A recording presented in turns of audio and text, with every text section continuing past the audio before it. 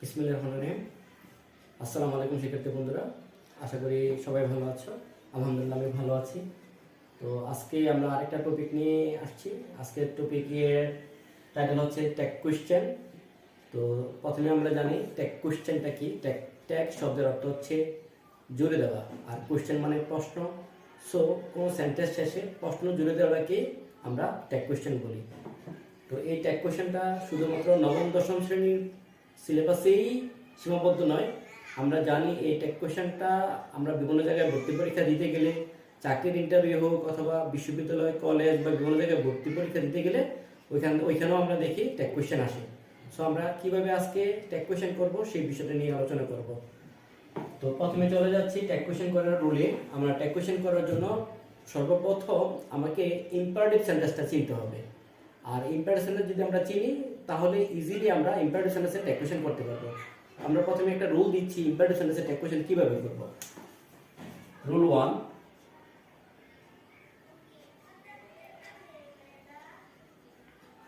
Imperative সেন্টেন্সের জন্য যে ট্যাগ কোয়েশ্চেন হবে,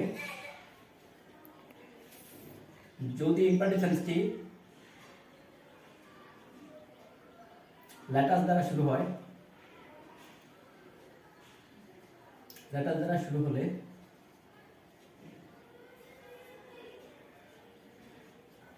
ট্যাগ কোয়েশ্চেনটা হবে shall we,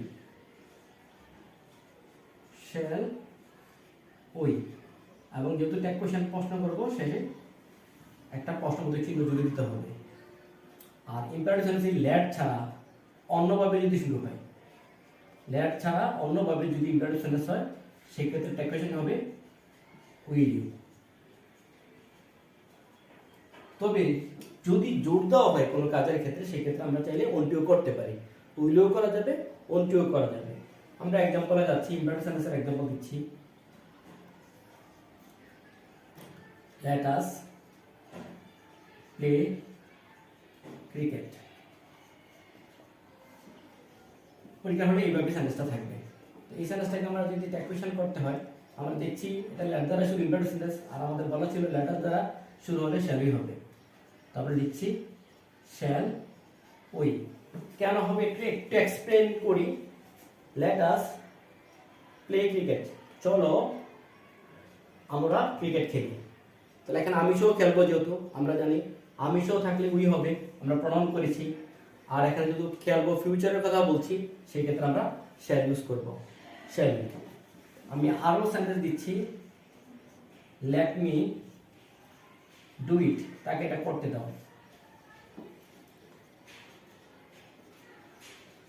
do the sum, অঙ্কটা করো।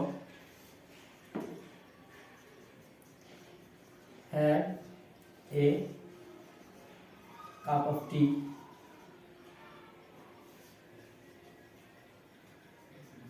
তারপরে প্লিজ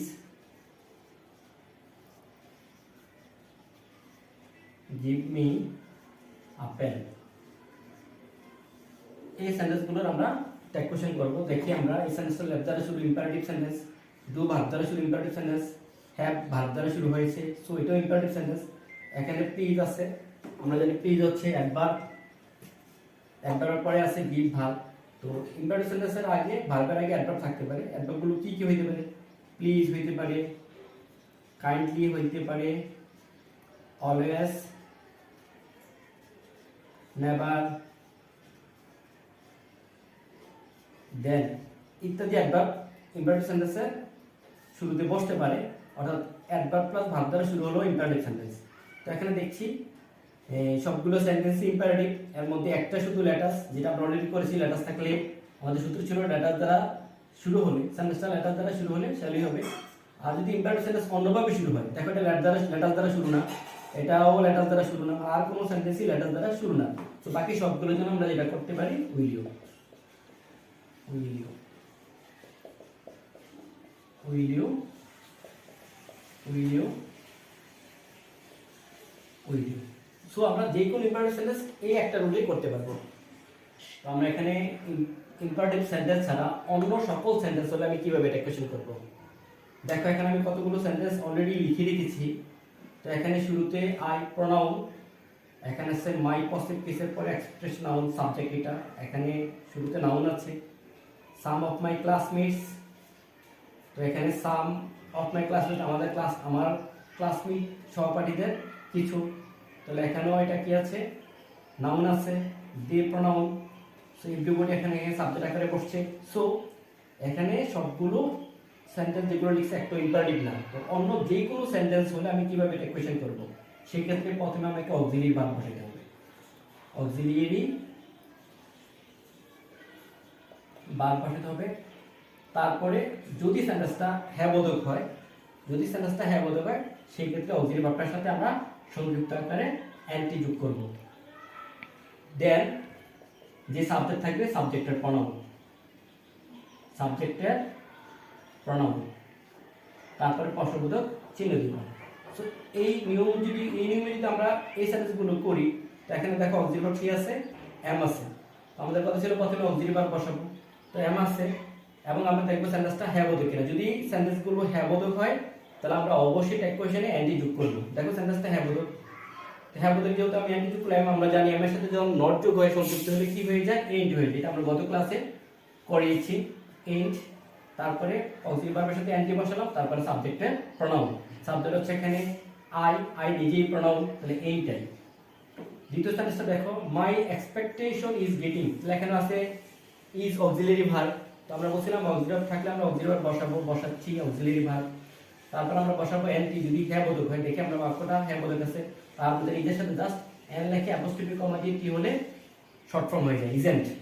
আর মাই এক্সপেকটেশন আমার প্রত্যাশা, এটা আমার প্রত্যাশা, এটা তো আর বিবেক বুদ্ধি নেই প্রত্যাশাটা। সো আমরা এটার প্রনাউন কি নেব, ইট। তারপরে সেন্টেন্সে আসি, সাম অফ মাই ক্লাসমেটস। আমরা বলছিলাম অফ প্লাস নাউন থাকলে সেটাকে না ধরে আমরা আগে একটা ধরবো, সাম কিছু, তার মানে কিছু মানে একের অধিক, আমার সহপাঠীদের কিছু। তো এখানে দেখো অক্সিলিয়ারি ভার্ব আছে কিনা খেয়াল করি সেন্টেন্সে। বিকে এই সেন্টেন্সে মেইন ভার্ব, এই সেন্টেন্সে কোনো অক্সিলিয়ারি ভার্ব নেই। তো যদিও অক্সিলিয়ারি ভার্ব না থাকে সেই ক্ষেত্রে কি করতে হবে, সেই ক্ষেত্রে অতিরিক্ত ডু অথবা ডাজ অথবা ডিড টেন্স অনুযায়ী আনতে হবে। যদি অক্সিলিয়ারি ভার্ব না থাকে, অক্সিলিয়ারি ভার্ব না থাকলে, অক্সিলিয়ারি না থাকলে আমরা ডু ডাজ ডিড আনবো। এখন কথা হচ্ছে আমি ডু কখন আনবো, ডাজ কখন আনবো, ডিড কখন আনবো। যখন আমি ভার্বের সাথে এস দেখবো, যখন ভার্বটার সাথে আমি এস অথবা ইএস দেখবো, তখন আমি ডাজ আনবো। আর যখন ভার্বটা মূল ফর্মে থাকবে তখন আমি ডু আনবো। আর যখন ভার্বটা পাস্টে থাকবে, ভার্বটা যখন পাস্টে অথবা আমি বললাম বি টু পাস্টে থাকবে, তখন আমি ডিড আনবো। এখানে দেখো বিকেম, আমরা জানি বিকাম হচ্ছে প্রেজেন্ট মূল ফর্ম, বিকাম পাস্ট হচ্ছে বিকেম। যেহেতু কে বিকেম পাস্টে আছে, সো আমি পাস্ট থাকলে কি নেব, ডিড। সো আমি এখানে এটার জন্য করব ডিড, এবং দেখি এটাতে নাবোধক শব্দ আছে কিনা। দেখি কোনো নাবোধক শব্দ নাই, সেক্ষেত্রে আমরা এটার সাথে অ্যান্টি যোগ করব, ডিডেন্ট। তারপরে সাবজেক্টের pronoun, some of my classmate আমার সহপাঠীদের কিছু, তাহলে একের অধিক, আমি সহ যেহেতু নাই, আমার সহপাঠীদের কিছু, সেক্ষেত্রে আমি সহ না থাকলে অনেক হলে দে হবে, ডিডেন্ট দে। তারপরে সেন্টেন্সে দেখো, they could not pass the test exam, তাহলে এখানে দেখো অক্সিলিয়ারি ভার্ব অলরেডি আছে কুড, মডেল অক্সিলিয়ারি ভার্ব আমি বসাবো কুড।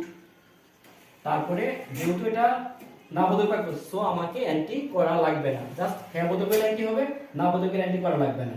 তাহলে অক্সিলিয়ারি ভার্বের পরে অ্যান্টি আর করা লাগবে না, যেহেতু শুধু নাবোধক হলে অ্যান্টি হবে, নাবোধক না হলে জাস্ট অক্সিলিয়ারি ভার্বের পরে সাবজেক্টের প্রনাউন। তাহলে সাবজেক্টের প্রনাউন এখানে করাই আছে, দে হচ্ছে সাবজেক্ট, এটা প্রনাউন করা আছে, তাহলে কুড দে। এরপরে সেন্টেন্স দেখো, everybody hates them for this class. এখানে খেয়াল করো হেটস ভার্বের সাথে এস আছে, যেহেতু ভার্বের সাথে এস আছে সেই হিসাবে আমার এখানে ডাজ আসার কথা। ট্যাগ কোশ্চেনে কি আসার কথা, ডাজ। যেহেতু বাক্যটা হ্যাঁ বোধক আছে, তো ডাজের সাথে আমার অ্যান্টি বসার কথা। তারপর আমার সাবজেক্টের প্রনাউন, তাহলে আমরা জানি এভরিবডি প্রত্যেকে, যেহেতু প্রত্যেকে প্রতি যোগ এক, প্রত্যেককে আলাদা আলাদা করে বোঝানো হচ্ছে, এই কারণে আমরা একটা সিঙ্গুলার ভার্ব ব্যবহার করছি। আমি যখন ট্যাগ কোশ্চেন করব তারা অবশ্যই সবাইকে প্রশ্ন করতে হবে, যেমন এভরিবডি হেট দেম, প্রত্যেকেই তাদেরকে ঘৃণা করে। এখানে প্রত্যেকেই, ধরো এখানে 10 জন লোক আছে, 10 জনই তাকে ঘৃণা করে, 10 জন প্রত্যেকে আলাদা আলাদা করে ঘৃণা করে। এখন আমি যদি প্রশ্ন করি তাহলে কি হবে, তারা কি ঘৃণা করে, তাহলে এখানে অটোমেটিক আসছে কি দে, তো সেই ক্ষেত্রে আমরা কি দিব দে, আমরা জানি সাবজেক্ট পার এগ্রিমেন্টে দে এর সাথে কখনো ডাজ হয় না, দেটা যেহেতু প্লুরাল ভার্বের মোট ফর্ম হবে ডু, সো ট্যাগ কন্ডিশন হবে ডোন্ট দে, ডু এর সাথে অ্যান্টি ডোন্ট দে। আমি আবার বলছি অক্সিলারি ভার্ব ছিল না, ডাজ হওয়ার কথা ছিল, যেহেতু আমি এখানে প্রেকুয়েশন করতে যাচ্ছি, প্রেকুয়েশনের প্রনাউনটা এখানে দে হবে, সো দে এর সাথে ডাজ না বসে ডু বসছে, বাক্যটা যেহেতু হ্যাবোধক ছিল এইজন্য আমি ডু এর সাথে অ্যান্টি আর এভরিবডির প্রনাউনটা এখানে আমরা দে করেছি, সো প্রেকুয়েশন হয়েছে ডোন্ট দে। তো এই ক্ষেত্রে আমি তোমাদেরকে কোন কোন ভার্ব সাবজেক্টগুলো থাকলে সিঙ্গুলার ভার্বটাকে প্লুরাল করে বলতে হবে সেটা একটু আলোচনা করতেছি। তো আমরা এখানে কয়েকটা শব্দ লিখেছি, এটা মনে রাখার জন্য আমি একটা নাম বলেছি অ্যানাম। তো এইতে হচ্ছে এভরি, ইজ, এনি বা প্লাস নাউন, মানে এভরি প্লাস নাউন বা ইজ প্লাস নাউন বা এনি প্লাস নাউন থাকলে, সাবজেক্ট নাউন যদি সাবজেক্ট আকারে থাকে অথবা নোবডি, না, নো ওয়ান ইত্যাদি যদি সাবজেক্ট আকারে থাকে, তখন আমরা জেনারেলি সেন্টেন্সে সিঙ্গুলার ভার্ব ব্যবহার করি, যেহেতু এগুলো দ্বারা প্রত্যেককে আলাদা আলাদা করে বোঝাচ্ছে, আর নোবডি, না, নো ওয়ান এগুলো দ্বারা কাউকেই বোঝাচ্ছে না, সো এখানে তো প্লুরাল করার সুযোগ নেই, ন্যাচারালি এগুলো সিঙ্গুলার আকারে সেন্টেন্সে বসে, কিন্তু ট্যাকুয়েশন করার সময় এগুলোর প্রোনাউনটা প্লুরাল হয়ে যায়, দে হয়ে যায় জেনারেলি। তো এখানে খেয়াল করো, আমি যে ভার্বগুলো আমার চেঞ্জ করতে হইতে পারে এই জাতীয় শব্দ যদি সেন্টেন্সের সাবজেক্ট আকারে থাকে, তাহলে ইজ আমরা জানি সিঙ্গুলার ইজটাকে প্লুরাল করে আর করতে হবে, ওয়াজ থাকলে ওয়ার করতে হবে, হ্যাজ থাকলে হ্যাভ করতে হবে, বা বারবারতে আসবে ইয়েস থাকলে আমরা জানি ডাজ হয়, ডাজটা ট্যাকুয়েশন করার ক্ষেত্রে ডু হয়ে যাবে।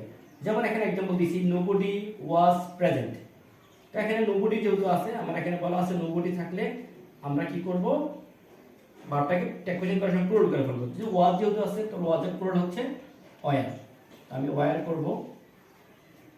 আর আমরা জানি নোবডি শব্দটা নাবোধক, যেহেতু নাবোধক প্ল্যান্টিয়ার লাগবে না, আর নোবডির প্রনাউনটা হচ্ছে দে। আবার এখানে দেখো each student has got GPA 5, প্রত্যেক শিক্ষার্থী হ্যাজ গট পেয়েছে জিপিএ 5, তো এখানে অক্সিলারি ভার্ব আছে হ্যাজ আর গট হচ্ছে মেইন ভার্ব, তো অক্সিলারি ভার্ব হ্যাজ আছে, আমরা বলেছি যেহেতু সাবজেক্টটা each plus noun, each student subject আকারে বসছে, সো আমরা হ্যাজটাকে কি করব, হ্যাভ করে ফেলবো, হ্যাজটাকে হ্যাভ, যেহেতু এটা হ্যাবোধক বাক্য, এখানে কোনো নাবোধক শব্দ নেই, ওই যে আমরা বলেছি নেহা, রেশা, শেফা, বেলি এগুলোর কোনো শব্দই এখানে নেই, আমরা এই নেহা, রেশা, শেফা, বেলি শব্দগুলো আমাদের তার আগের ক্লাসটাতেই করা আছে, ওই ক্লাসগুলো দেখলেই তোমরা বুঝতে পারবা। তো যেহেতু ওই শব্দগুলোর একটাও এখানে নাই, তো এটা হ্যাবোধক বাক্য, সো এটার সাথে আমরা অ্যান্টি করব, হ্যাভেন্ট। আর ইচ স্টুডেন্ট প্রত্যেক শিক্ষার্থী, সেক্ষেত্রে আমরা এটার প্রনাউন কি করব, সবাইকে, মানে যারা যারা পেয়েছে প্রত্যেক বলছে, একজন তো মানে অনেকজন পেয়েছে, তো একের অধিক হলে কি হয়, দে হয়, হ্যাভেন্ট দে। তো আমরা আরো কিছু एग्जांपल দেখছি। তো এখানে লেখা আছে cutting trees is not good for us, তো এই সেন্টেন্সের মধ্যে আমরা দেখছি এটা cutting trees subject plus verb, so এটা 2 নম্বর রুলে পড়ছে, যেহেতু এটা ইম্পারেটিভ না, তো 2 নম্বরে বলা আছে প্রথমে অক্সিলারি ভার্ব বসবে, তো ইজ আছে, অক্সিলারি ভার্ব আমি বসাচ্ছি ইজ, তারপর আমাকে যেটা করতে হবে, যদি বাক্যটা হ্যাবোধক থাকে তাহলে আমি এন্ডি যোগ করব, যেহেতু নট শব্দটা নাবোধক, সো বাক্যটা নাবোধক আছে তাহলে আমাকে এন্ডি যোগ করতে হবে না, তারপরে সাবজেক্টের প্রনাউন, তো আমরা দেখি সাবজেক্ট হচ্ছে কাটিং ট্রিজ, বারবার আগে সাবজেক্ট, কাটিং ট্রিজ মানে গাছ কাটা বা গাছগুলো কাটা, এখানে কাটাকে বোঝাচ্ছে, তো যেহেতু কাটাকে বোঝাচ্ছে, কাটা গাছ কাটা একটা কাজ, মানে কাজের নামটা এখানে গাছ কাটাকে বোঝাচ্ছে, সো এটা সিঙ্গুলার হলে আমরা কি ব্যবহার করব, ইট। এখানে দেখো because trees supply us oxygen, এখানে ট্রিজ হচ্ছে সাবজেক্ট আর সাপ্লাই হচ্ছে ভার্ব, তো আমরা দেখছি এটাও আমার 2 নম্বর রুলে পড়ছে, কারণ এটা ইম্পারেটিভ সেন্টেন্স না, যেহেতু 2 নম্বর রুলে পড়ছে সেই ক্ষেত্রে আমাকে অক্সিলারি ভার্ব ব্যবহার করতে হবে, তো অক্সিলারি ভার্ব আমরা জানি অক্সিলারি ভার্ব এখানে নাই, এম, ইজ আর ওয়াজ আর হ্যাভ হ্যাজ বা মডেল অক্সিলারি ভার্ব নাই, যেহেতু অক্সিলারি ভার্ব নাই সেই ক্ষেত্রে আমরা কি করব, ডু, ডাজ, ডিড আনবো, তো এই ক্ষেত্রে আমরা বলেছিলাম যখন ভার্বের মূল ফর্ম হবে তাহলে ডু আনবো, ভার্বের মূল ফর্ম হলে ডু, সো এটা যেহেতু ভার্বের মূল ফর্ম সেই ক্ষেত্রে আমি ডু নিলাম। এখন দেখবে এটা হ্যাবোধক না নাবোধক, আমরা দেখছি এখানে কোনো নাবোধক শব্দ নেই, নাবোধক শব্দ যেহেতু নেই তাহলে অবশ্যই আমি অ্যান্টি করব, তো ডু এর সাথে অ্যান্টি, তারপরে সাবজেক্টের প্রনাউন ট্রিজ গাছগুলো, এখানে গাছগুলোকে বোঝাচ্ছে, অনেকগুলোকে বোঝাচ্ছে, সেই ক্ষেত্রে প্রনাউন দে। তারপরে সাথে দেখি ইউ হচ্ছে সাবজেক্ট, হেডবাটার হচ্ছে মডাল অক্সিলারি ভার্ব, আর ডিড হচ্ছে ভার্বের মূল ফর্ম। তো এখানে এটাও দেখছি আমরা 2 নম্বর রুলে পড়ছে, মানে ইম্পারেটিভ সেন্টেন্স না, তো সেই ক্ষেত্রে যেহেতু মডাল অক্সিলারি ভার্ব আছে, আমরা বলছি মডাল থাকলে যেটা থাকবে সেটা হ্যাড, তারপরে বাক্যটা হ্যাঁ বোধক আছে, তাহলে হ্যাডের সাথে অ্যান্টি হ্যাডেন্ট, আর ইউ হচ্ছে সাবজেক্ট বা এটাই প্রনাউন আছে, তাহলে অক্সিলারি ভার্ব বসালাম, অ্যান্টি বসালাম, সাবজেক্টের প্রনাউন বসালাম। তারপরে সেন্টেন্সে দেখো হি as well as his brothers came here, এখানে কেম হচ্ছে ভার্ব এবং আমরা দেখছি ভার্বটা পাস্ট ফর্মে আছে, সাবজেক্ট হচ্ছে হি as well as his brothers. তো এটা 2 নম্বর রুলে পড়েছে। আমার প্রথমে কাজ হচ্ছে অক্সিলারি ভার্ব ব্যবহার করা, যেহেতু সেন্টেন্সে অক্সিলারি ভার্ব নেই সেই ক্ষেত্রে আমরা ডু ডাজ ডিড থেকে ডিড আনবো, কারণ আমরা বলছি ভার্বের পাশ থাকলে ডিড আসে। সো আমি ট্যাগ কোয়েশ্চনের জন্য আমি ডিড নিব, যেহেতু বাক্যটাতে নাবোধক শব্দ নেই সেক্ষেত্রে হ্যাঁ বোধক গেলে আমরা অ্যান্টি যোগ করি ট্যাগ কোয়েশ্চনের নিয়ম অনুযায়ী অ্যান্টি, তারপরে সাবজেক্টের প্রনাউন। আমরা জানি অ্যাজ ওয়েল এজ থাকলে অ্যাজ ওয়েল এর পূর্বের সাবজেক্টের উপর ডিপেন্ড করে ভার্ব ব্যবহার করা হয় এবং ট্যাগ কোয়েশ্চন এটাকে করা হয় ডিডেন্টলি। তারপরে সাথে দেখো নান বিলিভস এ লায়ার, তো এই সেন্টেন্সের মধ্যে আমরা দেখছি না, তোমাদের একটু আগে মনে আছে আমরা বলেছিলাম এনার কথা, তাহলে নামটা এনার মধ্যে পড়ছে, যেহেতু এনার মধ্যে পড়ছে সেক্ষেত্রে অক্সিলারি ভার্ব যেটা থাকবে সেটাকে প্লুরাল করে বলতে হবে। আমরা জানি বিলিভের সাথে এস আছে, এটা মেইন ভার্ব, তো ভার্বের সাথে যেহেতু এস বা ইয়েস থাকলে আমরা বলছিলাম ডাজ আসবে, সেই ক্ষেত্রে ট্যাগ কোয়েশ্চন করার ক্ষেত্রে ডু হয়ে যাবে, সিঙ্গুলারটা প্লুরাল হয়ে যাবে। যেহেতু নান না বোধক শব্দ, তো সেক্ষেত্রে অ্যান্টি আর করবো না, আর নানের প্রনাউন আমরা কি লিখবো দে। আমরা আরেকটা এক্সাম্পল আলোচনা করতেছি গুড মর্নিং। তো এখানে দেখো গুড মর্নিং এর মধ্যে না আছে সাবজেক্ট না আছে ভার্ব, তো যেটা আমরা অলরেডি ন্যারেশন করার সময় আলোচনা করেছিলাম।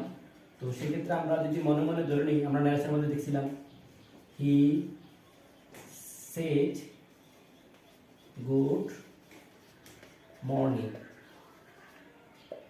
এটাকে আমরা ন্যারেশনের ডাইরেক্ট থেকে ইন্টার করতে কি করছিলাম, হি উইশড গুড মর্নিং।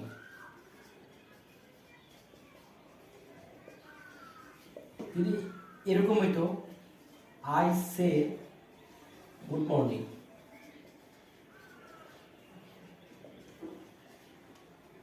তো সেই ক্ষেত্রে ন্যারেশনে কি হতো আই উইশ, আই সে পাস্টে আছে এই জন্য উইশড, এখানে সে প্রেজেন্টে সো উইশও প্রেজেন্টে, তাহলে হি উইশ, তার মানে জানি হি সরি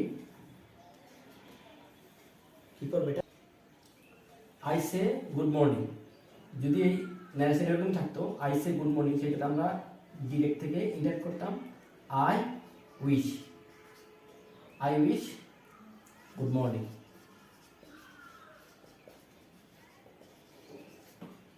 এইখানে যেহেতু গুড মর্নিং আছে আমরা যে কোনো একটা ধরে নিতে পারি, হি উইশ গুড মর্নিং ধরে নিতে পারি অথবা আই উইশ গুড মর্নিংও ধরে নিতে পারি। যদি আমি আই উইশ গুড মর্নিং ধরি, এটাকে যদি আমি ট্যাগ কোয়েশ্চন করি সেক্ষেত্রে উইশ হচ্ছে ভার্বের মুড ফর্ম, আমরা বলছিলাম ভার্বের মুড ফর্ম যদি থাকে অক্সিলারি যদি না থাকে তাহলে ডু আসবে, তাহলে ডু যেহেতু হ্যাঁ বোধক আছে তাহলে ডু এর সাথে আমরা অ্যান্টি করব নিয়ম অনুযায়ী auxiliary verb plus anti plus সাবজেক্টের প্রনাউন। সাবজেক্ট হচ্ছে কি এখানে আই ডোন্ট আই, তো এখানে আমি ডোন্ট আই করতে পারি ডোন্ট আই। আর যদি আমি এটা ধরি হি উইশড গুড মর্নিং, সেক্ষেত্রে উইশ পাস্টে আছে, সেক্ষেত্রে আমরা ট্যাগ কোয়েশ্চন করলে কি করব ডিড এবং হ্যাঁ বলতে থাকে কারণে ডিডের সাথে অ্যান্টি ডিডেন্ট, আর হি হচ্ছে ডিডেন্ট হি। সো আমি যদি ডিডেন্ট হি করি সেটাও রাইট, অর্থাৎ তুমি সাবজেক্ট যেটা ধরবা সেটা ধরে যদি তুমি করো তাহলে ট্যাগ কোয়েশ্চনটা হয়ে যাবে। এরকম আরো কয়েকটা সেন্টেন্স আমি তোমাদের সাথে শেয়ার করতেছি, যেমন থ্যাংক ইউ। তো এই জাতীয় সেন্টেন্সকে যদি তোমাকে ট্যাগ কোয়েশ্চন করতে হয় ঠিক সেম ধরনের নিবা ন্যারেশন আমরা করেছিলাম হি থ্যাঙ্কড মি, তাহলে থ্যাঙ্ক পাস্টে যদি ধরি তাহলে ডিড করতে পারি, হ্যাঁ ওদের কাছে ডিড আছে দেন ডিডেন্ট, ডিডেন্ট হি, অথবা যদি বলি আই থ্যাঙ্কড হিম বা আই থ্যাঙ্কড ইউ সেক্ষেত্রে ডিডেন্ট আই, তাহলে আই হোক হি হোক সমস্যা নেই, এটা পাস্টে ধরে করতে পারো প্রেজেন্টে ধরে করতে পারো, কোনো প্রবলেম নেই। আরো কিছু সেন্টেন্স দেখো what a pity, what a pity এটাকে ন্যারেশন ট্যাগ কোয়েশ্চন করতে হবে। তো এই ক্ষেত্রে আমরা জানি হোয়াট এ পিটিটা কীভাবে হয়েছে, যে অ্যাজার্ট থেকে অ্যাসেম্বলি করে যে নিয়মটা ছিল সেই নিয়মটা যদি আমি একটু তোমাদের সাথে শেয়ার করি, হি